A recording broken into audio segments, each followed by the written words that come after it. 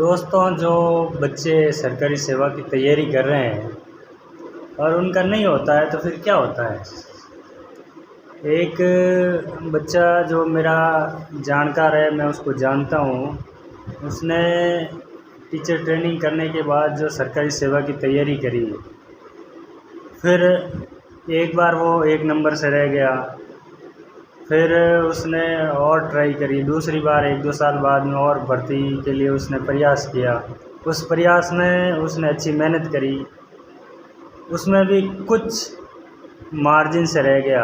उसके बाद और इस दौरान क्या होता है कि जब पहली बार हो जाता है सिलेक्शन, तो वो क्या होता है कि उसका गोल्डन पीरियड होता है। उसमें उसने मतलब तुरंत तैयारी कर रखी होती है, वो तुरंत पढ़ रखा होता है और उसका पेपर अगर वो फर्स्ट टाइम में कर सकता है तो वो अच्छा कर सकता है। सेकंड टाइम में क्या होता है, फिर थोड़ी बहुत जिम्मेदारी आ जाती है और जैसे जैसे एक कॉन्फिडेंस भी कमज़ोर होता है, सेल्फ इस्टीम भी कहीं न कहीं उसमें फ़र्क पड़ता है। और दूसरा ये होता है कि जैसे गरीब घर के बच्चे होते हैं तो वो सोचते हैं कि चलो सरकारी सेवा में जाते ही फिर बड़ी बहन की शादी कर लेंगे, छोटे भाई को अच्छी तरह से पढ़ा लेंगे, विधवा माँ को सहारा मिल जाएगा, या इस तरह की कई सारी बातें होती है। पर क्या होता है कि जब एक बार नहीं होता है, कुछ मार्जिन से रह जाते हैं, फिर दोबारा फिर कुछ मार्जिन से रह जाते हैं, फिर अब तीसरी बार अभी कुछ मार्जिन से रह गया। अब बताओ उसकी क्या हालत है हो गई। अब वो क्या करेगा। अब क्या वो चौथा चांस और लेगा। अगर चौथा चांस और लेगा तो उसको कितना टाइम लग जाएगा। उसने जो फर्स्ट अटेम्प्ट में जो उसने दिया था 2018 में, वो टीचर होता, अभी 5 साल हो गए। उसके साथ वाले तो उन्होंने तो 5 साल सर्विस कर ली, और अभी जो ये है 2 साल या 3 साल और लग जाएंगे। मतलब 7-8 साल बाद में अगर बाई चांस हो गया तो, और नहीं हुआ तो क्या करेगा। तो इस स्थिति, ये 1-2 की स्थिति नहीं है, ये काफ़ी लड़कों की स्थिति है कि पहली बार में नहीं हुआ, फिर दूसरी बार में भी कुछ मार्जिन से रह गया, तीसरी बार में भी कुछ मार्जिन से रह गया। अब क्या करें। क्या वही चांस लेते रहें आगे से आगे, चौथा, पाँचवा, छठा टाइम होता रहे। 30 साल के हो गए, खुद की भी शादी करनी है, खुद की उम्र भी 25, 27 साल हो गई। अब 2-3 साल बाद 30 साल हो जाएगी। तो 30 साल की उम्र आदर्श उम्र थोड़ी है। 30 साल तो आदर्श उम्र तो 21 से 22, 23, 24, लास्ट 25 तक शादी करो और स्टार्ट करो अपना काम।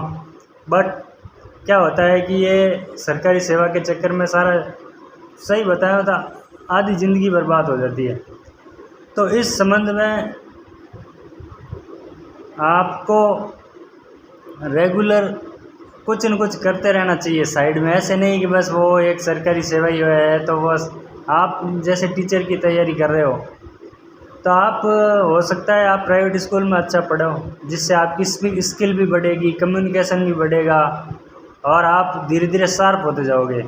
आप टीचिंग में अच्छा करोगे बेशक। अगर आप प्राइवेट स्कूल में अच्छा पढ़ा रहे हो तो सरकारी सेवा में भी जाने के चांस है, और उसके बाद आप सरकारी सेवा में लगने के बाद आप सरकारी स्कूल में भी अच्छा करोगे, और प्राइवेट स्कूल में आप पढ़ाओगे तो उससे कुछ अर्निंग भी हो जाएगी, आप बिजी भी रहोगे, आपका कॉन्फिडेंस भी बना रहेगा, आपका सेल्फ इस्टीम भी हर्ट नहीं होगा, आपको कोई कहेगा भी नहीं, आप अच्छी तरह से मेंटेन भी रहोगे, खर्चे भी कम होंगे और आप खर्चे कर भी सकते हो।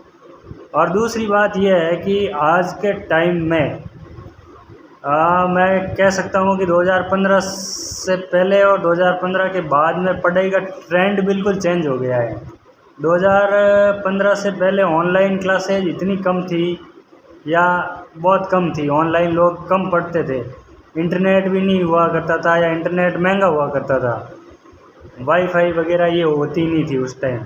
और दूसरी है एक लाइब्रेरी कल्चर, बहुत कम रेट पे 500 रुपये पर मंथ आपको फुली एसी लाइब्रेरी उपलब्ध हो जाती है, जिसमें अगर पढ़ने वाला बच्चा लाइब्रेरी ज्वाइन करता है तो वो कुछ अच्छा कर सकता है, बजाय वो अपने घर पे बैठ के। लाइब्रेरी में ये भी होता है कि सारे बच्चे बैठे रहते हैं तो एक अंदर से मोटिवेशन भी रहता है कि सब पढ़ रहे हैं मैं भी पढूं, और थोड़ा वो कुर्सी टेबल वगैरह डेस्क वगैरह ये होता है। अगर करना चाहे तो बहुत कुछ हो सकता है। तो ये ट्रेंड है और ट्रेंड के हिसाब से धीरे धीरे उनको चलना चाहिए, समय के साथ चलना चाहिए। ऐसे नहीं कि नहीं मैं तो घर पे ही पढ़ूंगा, ऑनलाइन पढ़ूंगा ही नहीं, या मैं तो नहीं वो ऐसे नहीं करूँगा। आपको समय के साथ चलना पड़ेगा, अगर समय के साथ नहीं चलोगे तो फिर बहुत पीछे रह जाओगे। तो ये था आज का वीडियो छोटा सा। धन्यवाद। मैं जगदीश, लोको पायलट जोधपुर। धन्यवाद।